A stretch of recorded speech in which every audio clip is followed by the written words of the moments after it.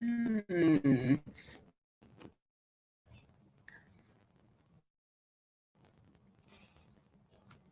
Hello. I do believe we're live now. I think we're all here. We all here? Maybe. Hello, everybody. I am very, very excited to be here today. I hope everybody can hear me all right. I don't have the greatest signal in my area.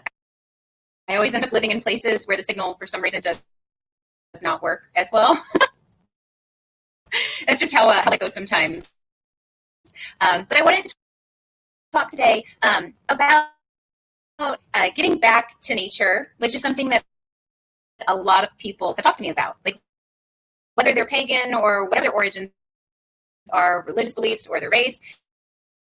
There's something about reconnecting with where we come from that holds this very spiritual bond that kind of goes between all the barriers. And a lot of people feel this way. I'm really excited that so many people have shared their own experiences of trying to get back to nature and whatnot. So because I wrote this lovely book. It's called The Magic of Nature, and it is packed with meditations and spells and more like exercises to reconnect not just your physical self or your mental self, but also just your spiritual self to nature and all the magic that really does lie with the nature and how it makes us whole as beings and really gives us that sense of purpose and allows us to remember so much more than just the little things that kind of trip us up in life. We get so busy. We get so frustrated with our jobs or in our relationships or when we're dealing with family members who don't always understand what we're going through. There's a lot of frustration and drama that comes from that. And that's a natural part of life that's going to be there. We can't really get rid of it all and we can't avoid it. We can try, but it doesn't work. But I found that when we take even just a few moments to kind of step back and either immerse ourselves in nature, whether that means just standing on your front porch or looking out a window and just taking a deep breath and becoming more conscious of the greater picture, then something kind of clicks. There's a better sense of calm. There's a deeper sense of peace. And I know everybody has different, backgrounds. I have 4 kids. So it's always very loud and crazy in my house. Quiet is not something that I get as often as I used to. And so, I'm so sorry. What I have found for me is I like to get up early. I do.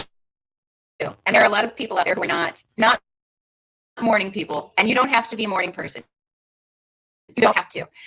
There are plenty of ways to incorporate nature into our lives. So instead of focusing on, there's this mentality or this stereotype that if you want to be spiritual or religious, you have to go away from society and live on a mountaintop or go camping in the woods for months on end and disconnect from all other people. And that's what I found. There's all of these tales of, religious or spiritual gurus who are, on a mountaintop or they're away from everything. We have to go to the desert and isolate ourselves. There is a time for isolation. We learned that last year, very much so. But there is a time to recognize that life is a spiritual moment in time, really. And if you look at the whole of history, our lives are very short. And so we have this beautiful moment in history where we get to have our life and we get to be a part of all of it, the whole thing. And I always look to that as a way to kind of guide me, because there are moments where you need peace and where things get so frustrating, you have to take time for yourself. And there's a difference between, being selfish and caring for yourself. And you have to balance those, because if we're too selfish, then we neglect other people. And if we're too focused on ourselves, of course, then we become egotistical as well. But if we spend all of our time caring for everyone else, you can't take care of anybody else. You can't help anybody if you don't help yourself. And so that's something that I really wanted to put into the magic of nature, because I know so many people who can't even start a campfire. And that's just it to me. I grew up outside. I was a latchkey kid, and my parents were very, very big on camping. We had some family issues, but there were good things in there too that I was taught. And self-sufficiency is a big one. And when it comes to magic and paganism, or embracing your inner power, there is no greater sense of enlightenment than knowing you can do what needs to be done for yourself, and potentially for others if there's an emergency, or if somebody's just reaching out to you and saying, I can't do this anymore, I need help. Because that's a big deal when somebody asks for help. So I had my children gather a couple of baskets of flowers today, because instead of pandering to, that ideal that we always have to be immersing ourselves in nature, which I do love to do. I love to, get away and go swimming in a natural body of water, or climb a tree. I'm still a tree climber. That didn't stop when I became an adult. I wanted to focus today on bringing nature kind of in-house, because there was a lot of indoor activity last year. There were a lot of people who, we weren't sure what was going to happen. We weren't sure what was going on. So a lot of people spent a lot of time indoors. And I felt very lucky. My family and I, we recently had acquired, a home on a third acre. So we had a big, beautiful backyard that we just played in, and we tended our gardens. But I had a friend who was in a 1-bedroom apartment. She's had a ventilation system that was connected to everybody else's apartment, and she was very scared. And so encouraging people to bring in outdoor elements. I am not a great gardener. I have learned to trust the sun and trust the elements. My vegetable garden is great in my backyard, but when I bring plants inside, they don't do well. They die. I don't have a green thumb. It's more gray. Maybe a little bluish at times. But there is something very special about just bringing in a dandelion. I know it might sound silly. Just, taking a short walk in your own neighborhood, wherever you are, you can find a dandelion. I found them when I lived, in Skid Row in LA. They were growing up through the concrete. Just beautiful, beautiful things. I don't consider them weeds. They're so versatile. But, if you just take a little walk and pick a flower and bring it to you, bring it indoors. It's not going to last forever. But that's kind of part of this process. When you bring things in from the outdoors, you're going to have to deal with, bugs and dirt sometimes.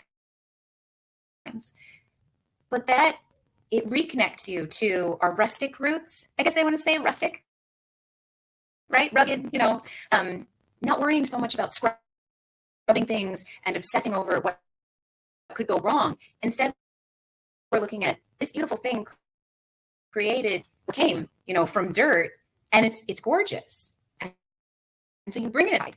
And I like to bring lots of fresh cut flowers inside. And today I don't even have any dandelions. My children already demolished them. We have some violets and some pansies. They're very beautiful. I love violets. They grow everywhere out here in my area. I'm outside St. Louis, Missouri. I don't even know what these guys are called. I really wish I knew that. But I like to, we make crowns and flowers out of jewelry out of them, and they last forever. But that's the point. that's more of a Buddhist ideal. I love learning about different religions and theology because there are certain things that we don't really think about in modern times. That everything that you experience in life will one day break down. All of it. Not just us as people, but everything around you will break down. Even the pyramids are going to break down someday. And instead of feeling that or getting anxious because we only have so much time, bringing things in from outside when you can't get away to calm yourself and just smell the earth, the tones of the earth, and then meditate even when you're at work. I'm stuck at a desk right now, and I write for a living, and people romanticize it a lot, but it's very hard for me to sit still. Very, very, very hard. Obviously, I'm like waving my hands around. And I got children screaming in the background because they're fun. And I have a 9-month-old baby who thinks he's a bird. So that's how he communicates. He's okay. He's not hurt. But when I'm at work, I like to do like 60-second meditations. And that's even hard to do when you're trying to type something up and send it in. But you can go online to like different sites, and there are like gifts of 60-second meditations, or you can bring, a bunch of flowers in or rock or something and just hold it in your hand and close your eyes and just breathe deep, clear your mind. Because to me, that's the first step in meditation, is clearing your mind. When I first started really working on meditation, there was an exercise. I think it was in a Jarena Dunwich book. I could be wrong. But you're supposed to clock or just tap the paper every time your thoughts change. So you're trying to clear your mind, but you're just kind of following your thoughts. And I got through 60 seconds, and there were like at least 60 taps on my paper. So I had a lot of thoughts that were just rogues, just floating around. I think a lot of us have that. And why that kind of stunts our ability to really connect with everything, our natural environment and ourselves and our purpose, is because it gets cluttered. Everything gets pushed around and it's hard to focus. And when you cannot focus, you cannot control yourself, your emotions as well, or your energies. And if you're trying to do spell work, you need that focus. I feel very, very, very blessed or lucky or whatever you want to call it, because my spells never fail me, but I don't do them all the time. I don't do them very often. I like to do them organically. I like to let things kind of naturally flow and listen to the energies around me. And when I feel like I really need to do it, that's when I will, get the fire going and pull out certain things to help me stay grounded while also kind of expanding my spiritual realm. And that's all the balance as well. But there's something very special about reminding yourself to slow down, to think clearly, and to focus those thoughts on manifesting. And that is a natural power that lives within us. So I believe that magic is nature and nature is magic. I really think that they're very connected. If you go back hundreds and maybe even thousands of years ago, what people thought was magic is now considered science. And so I don't feel like they're disconnected. I feel like science and magic, they really do come together at a certain point. Then there are people who will disagree with me, agree with me, but knowing that helps me to also dig deeper and find that it's not just nature and magic. There is something that lives within us that ties us to all of it, and that is our inner voice. I like to call it instinctual magic, because every creature is born with that certain series of instincts that tell them what's right and what's wrong, or what they need to do. And I'm a huge animal lover, and I spent a lot of time in nature as a child, hiking and whatnot. Those were kind of helping, hiking, swimming, fishing. Those were coping mechanisms that helped me get through trauma when I was younger. And it's because instead of focusing on the outward world and yourself specifically in relation to it, when you feel like you are welcome in nature, and I feel like I don't really know that anybody has ever not felt welcome in nature. If you have, I kind of want to talk to you about that, because I feel like the trees are for everybody. The flowers, they bloom. It doesn't matter what neighborhood it is or what people look like. They're still there. And that is something that has really kind of driven me to realize, when you're out in nature, it's magical, but there's also that element that opens up that inner voice that tells us who we are as a people and as creatures of the earth and the universe, and how we really are all connected. And it's so, there's no word for it. I don't think so. I could try and define it. But when you find that sense of peace or enlightenment in truths that kind of come forward, when you focus your thoughts and your energies on just meditating or bringing nature into your home, and really letting all of your senses open up to all the possibilities that these things bring into your life, it offers this whole new realm of consciousness. And it's not the only way to be. I don't want anybody to think that they ever have to do it my way, or there's always, everybody has their own way that they need to do things, and that comes with your instincts. Deep down when something is right and when something is wrong. And there are things that are societal that we need to be taught as well, or that we are taught and probably shouldn't be. But there are those core things that if you're going somewhere and danger is near, you can sense it, kind of like your spidey sense, right? But in a more primal way. And that's something that I'm trying to help people refine. And I was trying to refine it. There are certain things in my life that I've been able to predict, or I can sense, and I can feel it, and it makes me more self-assured. And that kind of confidence really gives you a better perspective when you're communicating with others, but also when you're communicating with yourself and your creator or creators, or what you believe in. Even if it's just science, nature is all around us. You can't deny that. We come from it, and our society, it moves so fast. It really does. There's so much going on nowadays. Everybody's stuck to a screen, or we're online. We're trying to click this, like this, share this. There's so many voices drowning each other out, and everybody wants to be heard. It's really hard as an individual to be heard, and then there are different groups within that, and there's this whole entire world of people who are just waiting for someone to acknowledge them. And instead of waiting for other people to acknowledge you, I feel like what really matters about this is acknowledging yourself and your worth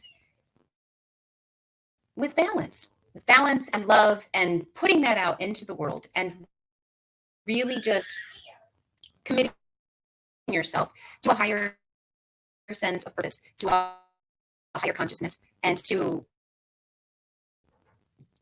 almost gaining the discipline needed in order to move forward as a spiritual being, even if it's just a mental thing where you want to even out, mental issues, or if you're having trouble physically and you're looking to, become more well-rounded. I want to focus on all of those aspects, which is really hard to do in one book. But it definitely comes from love, and I would love to take questions from you guys. I think we're just about to the point where we're going to do questions. And so I'm looking here, and there's lots of love and highs. Hi, guys. And my audio is spotty. Oh, goodness. Well, I always end up living in places where the connection isn't so great, so I'm going to have to boost that. But if you have questions, I'm totally ready to answer anything. Hopefully, there will be a question. If not, I can keep going on here. You're welcome. Rose says thank you. And I learned something about myself in the past couple of years since my writing has really started to take off. I am not good at, people talk about not being good at taking compliments, but it's, to me, when someone says thank you, sometimes I just don't know how to respond to that. Yes, thank you, guys. Being able to say, respond to that. JD Walker says they agree 100% on the relationship between science and magic. That is something that I really want to research and study more and more each day. I've been saving up to try and get some of the older magic books from way back, and it's a challenge, but I think that it's going to lead into good places. How can I reach you? That's from Rainier Star. I hope I pronounced that correctly. My website is like this great communication tool. It is literally just my name, JessicaMarieBaumgartner.com, and it's got all my contact information on it if you go to the information page. Or you can email me. It's literally just my name, Jessica Marie Baumgartner, and it's at protonmail.com. I always try to be very communicative. I love responding to people. Let's see here. Oh, Patty says she heard me through it all. So that's good. I'm glad. I hope so. Haley, I'm just going to say Haley because I don't want to butcher your last name. What is the best easy practice to just reconnect with nature in our daily lives? Oh, I love this. This is great. Depending on your physicality level, one of the best things, I like to always just step outside first thing in the morning. I know that's not always possible for everybody. So if you can't do that, say, open a window or just sit and look out a window and clear your mind and just kind of focus on just being that moment as you come back from your subconscious. Because when you sleep and when you're awake, there is such a difference between your subconscious and your consciousness. To give yourself time to kind of ground yourself in the natural world, then I think it wakes us up better. I'm a morning person. I love waking up, but it's because since I was a little kid, I always just run outside, and then I just stand there with my bare feet in the grass, and I'm looking around. And in winter, that's harder to do, depending on where you are. So I definitely recommend, as soon as you get up, do something. Look out a window, go outside to kind of ground yourself in the natural world, while also clearing your mind and preparing yourself for everything that's going to come at you. And lots of thank yous. I'm so glad that we're connecting and that you guys are enjoying the material here, because it means a lot to me. And I hope it means to everybody else too. Haley says the favorite is taking dogs for a morning walk. No phones or music, just the sound of the birds. This time of year, oh my gosh, it's so much easier for me to wake up with the sun and go outside when it's still quiet. There aren't as many cars out, and the birds. I know they're just shouting at each other. We love birds song, and they're really just like, get off my lawn. But I love them.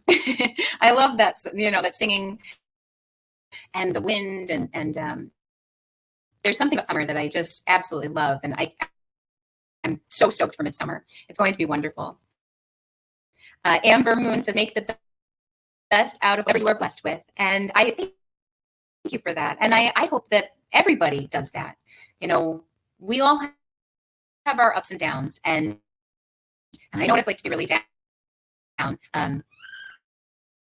But whatever you can do within a day to make you happy, every day there has to be at least one thing that you do or that you experience that makes you happy.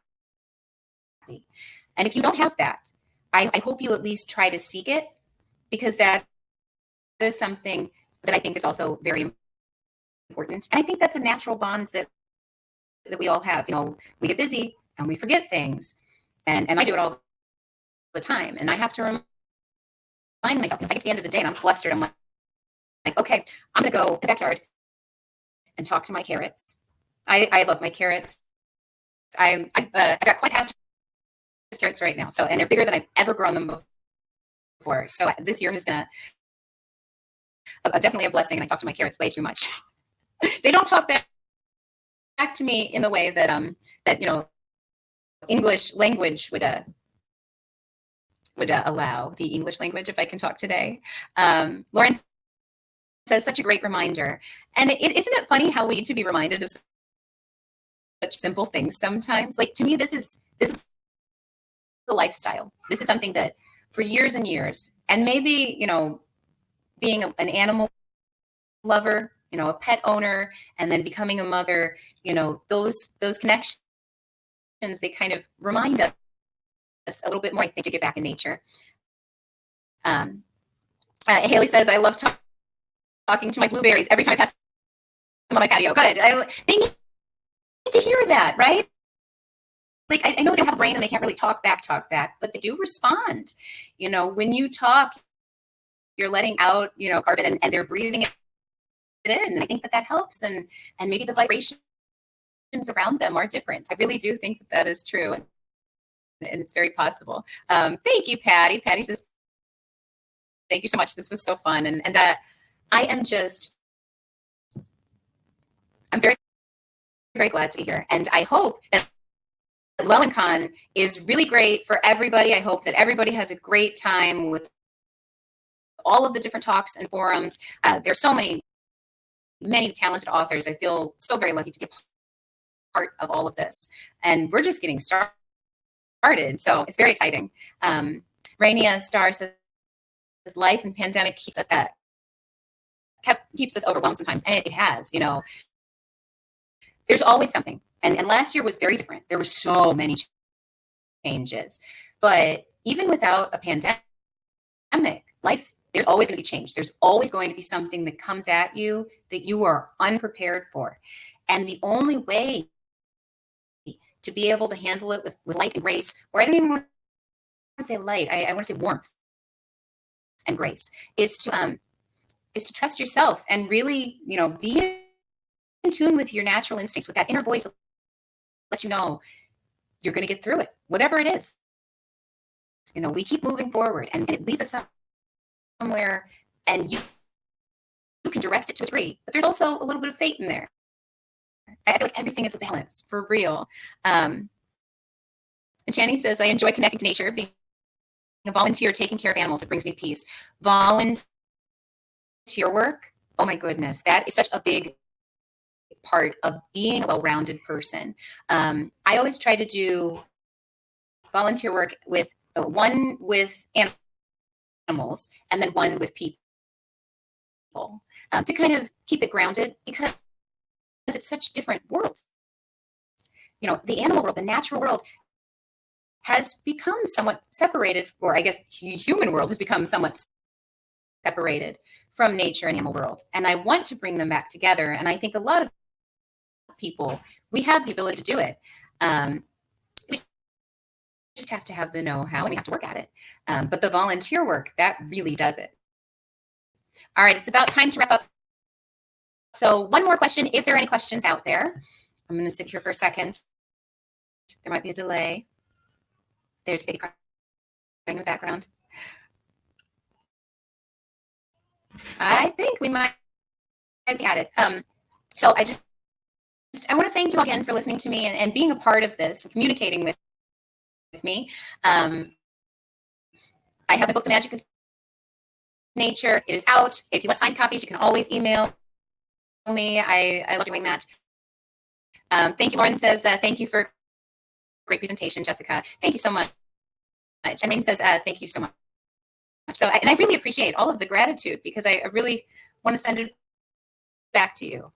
Very, very much. Thank you, Leonard. Leonard says thank you so much as well. You guys have been really great. And the pagan community has been so good to me. Like my whole life. There's so much love out there and so many different people who really understand it. And Stephanie says, thank you so much. Thank you, Stephanie. I hope to keep pushing for, a natural connection and spread the love and for us to all just be there for each other. Bye.